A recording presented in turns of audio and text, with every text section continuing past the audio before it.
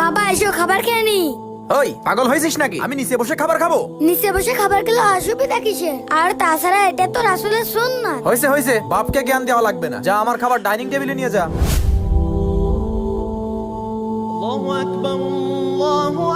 এই মার মার, আজকে অফিস বন্ধ, সারাদিন গেম খেলবো, অনেক মজা হবে।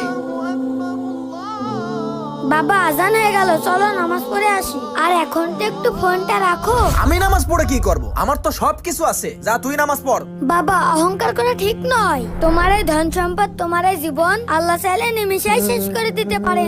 বাবা এখনো সময় আছে, নামাজ পড়া শুরু করে দাও। এই কানের নিচে দিয়ে একদম কান গরম করে দেবো। যা এখান থেকে। বড় বড় লেকচার দেওয়া শিখেছে। আল্লাহ, কি হলো? ওঠো বাবা, ওঠো বাবা।